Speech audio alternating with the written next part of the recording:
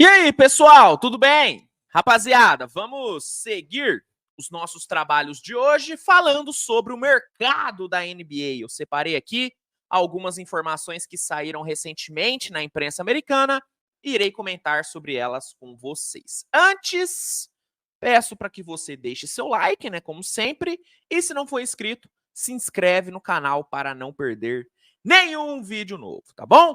Vamos lá, meus amigos. Vamos começar o vídeo falando sobre Golden State Warriors. O Anthony Slater publicou um relatório nessa semana atualizando as principais novelas lá do Golden State. Começando com a novela Jonathan Kuminga. Muito se falou nas últimas semanas sobre a possibilidade do Warriors trocar o Jonathan Kuminga, muito por conta daquela questão dele com o Steve Kerr, né, dos dois não estarem se dando muito bem. O Steve Kerr não tem dado tantos minutos assim para o Kuminga, e o Kuminga não tem, né, estado muito satisfeito com a sua minutagem.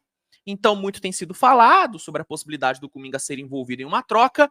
Porém, segundo o relatório do Anthony Slater, o Golden State Warriors está começando a repensar essa questão da troca do Kuminga por conta da sua alta produtividade nos últimos jogos. O Golden State Warriors estaria relutante em trocar o Jonathan Kuminga nessa trade deadline, apesar de ter perdido a titularidade, ter voltado para o banco. O Kuminga ele tem entregado números excelentes, cara. Nos últimos 5 jogos, são quase 25 pontos de média. O Kuminga tá jogando muita bola e por conta dessa sua boa fase, o Golden State estaria meio relutante em trocá-lo. Olha, eu entendo o Warriors repensar a troca do Kuminga. Realmente ele tá jogando muito bem e é um jogador muito promissor. É um jogador que tem um teto muito interessante. Só que tem o seguinte: se o Golden State quiser fazer uma grande troca, quiser trazer um grande nome, como por exemplo um Lauri Markkanen da vida, o Kuminga vai ter que ser envolvido. Não tem como o Warriors pegar um Lauri Markkanen sem envolver o Jonathan Kuminga, porque o Jazz e nenhuma outra equipe com um grande jogador à disposição, essas equipes não são idiotas de trocar um jogador desse por algo inferior ao Jonathan Kuminga. Se o Warriors acha que vai pegar um Lauri Markkanen, vamos lá, um Zach LaVine, oferecendo Andrew Wiggins, Moses Moody e picks, o Warriors está muito enganado. Está muito enganado. Outro cara, Bogdanovic, do Pistons. O Pistons nunca que vai trocar o Bogdanovic pro Warriors se o Kuminga não tiver envolvido. Então, eu entendo o Golden State estar relutante, estar repensando a troca do Kuminga, mas o time vai ter que fazer uma escolha. Ou busca uma grande troca, e aí vai ter que trocar o Kuminga, ou mantém o Kuminga e, no máximo, consegue trocas medianas.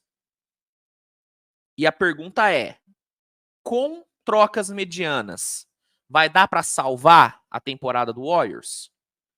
Nem com super trocas eu garanto que vai salvar, imagina com troca mediana. Então isso é algo que o Warriors vai ter que pensar. Ou segura o Kuminga e não consegue ninguém relevante nessa trade deadline, ou troca o cara e traz alguém de nome. Traz alguém que pode, talvez, salvar a temporada. Isso é algo que a diretoria vai ter que pensar. E uma outra novela que teve atualizações, né, do Anthony Slater é a novela Klay Thompson. O Klay Thompson tá nessa enrolação com a sua renovação de contrato desde a off-season. Até agora o contrato dele não foi renovado. E segundo o Anthony Slater, a renovação tá emperrada porque o Klay Thompson ainda se considera um jogador de elite e quer receber como um jogador de elite. Ou seja, ele quer ganhar como ele ganhava antes da lesão. Basicamente é isso. E o Warriors não é otário e não quer pagar isso. Porque o Klay Thompson, ele não é um jogador de elite.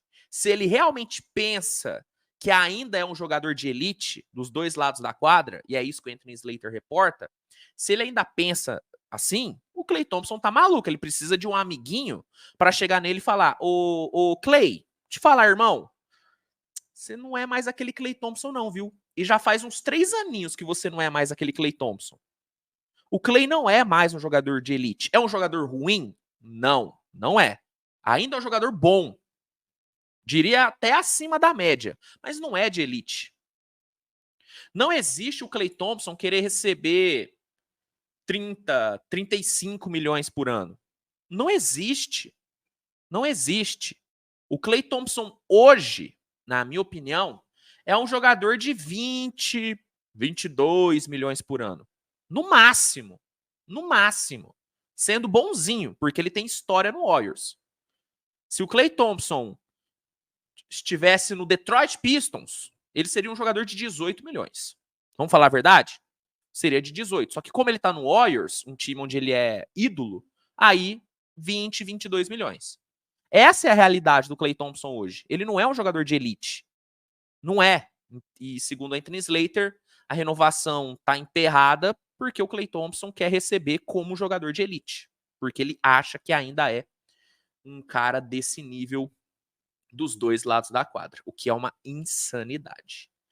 Seguindo, falar sobre Milwaukee Bucks. O Bucks mudou de treinador, Doc Rivers assumiu o cargo que era do Adrian Griffin, e parece que não é a única mudança que o Bucks quer fazer. Segundo o Jake Fisher, o Milwaukee Bucks está ativo no mercado, o time busca um especialista defensivo para vir do banco, e para conseguir esse cara, para conseguir esse especialista defensivo, o Bucks colocou no mercado Cameron Payne e o Pat Connaughton. Esses dois estariam disponíveis no mercado e o objetivo do Bucks é trocar esses dois por um ótimo defensor para reforçar o banco e para reforçar essa defesa que é uma várzea. O Bucks tem uma das piores defesas da temporada e com o Doc Rivers é óbvio que o foco vai ser defesa. Retranqueiro, né? O retranqueiro quer defesa. E aí a franquia estaria tentando uma troca por um defensor envolvendo Payne e Connaughton. Eu acho que dá para conseguir coisa boa com esses dois. Eu sei que são dois jogadores que dividem muitas opiniões, tem muita gente que gosta do Cameron Payne, muita gente que acha ele horroroso. Eu fico meio que no meio termo em relação ao Cameron Payne, acho que para vir do banco ele é ok. E o Connaughton é um cara que é um jogador de lua. Numa noite ele vai matar 5 bolas de 3, na outra vai matar nenhuma. E vai tentar 10, e vai errar todas. O Connaughton, ele não é um cara muito consistente, não é um cara muito confiável. Já foi um cara mais confiável, hoje não é tanto. Então eu sei que são jogadores que dividem um pouco opiniões, mas eu gosto dos dois. Eu acho que são dois jogadores que têm um valor de mercado interessante. Eu acredito que dá para conseguir coisa boa por eles. Um jogador que eu, se fosse o Bucks, eu atacaria na trade deadline é o Robert Covington. Covington tá lá no Philadelphia, ele chegou na troca do James Harden. Só que ele tá meio que sobrando por lá, é um jogador de contrato expirante, o Philadelphia não vai querer manter ele, então eu iria atrás do Covington. O problema é a lesão, ele lesionou o joelho, tá fora faz um tempo. Inclusive, deixa eu até ver aqui se ele jogou o último jogo, mas eu acho que não. Quase certeza que ele não jogou. Deixa eu pegar aqui. Filadélfia e. Aqui. Não, não jogou. Não jogou. Então, é um jogador que eu acho que dá para ir atrás. Acredito que dá para ir atrás. O próprio Danuel House, eu acho que seria interessante. Filadélfia tem alguns nomes bons. Alguns nomes bons. O problema é que a maioria dos jogadores que o Filadélfia tá colocando à disposição são jogadores à disposição para trocas, né? São jogadores de contrato expirante. Então são caras que na próxima temporada ou você vai ter que renovar ou você vai ter que deixar ir embora de graça. Mas para essa temporada, eu iria atrás do Covington. Mas aí teria que ver a questão da lesão dele. Mas se não for atrás do Covington, eu acho que não sendo o Covington ou não, eu acho que dá pro Bucks conseguir coisa boa envolvendo o Payne e o Connaughton. Eu tentaria segurar o Connaughton, tá?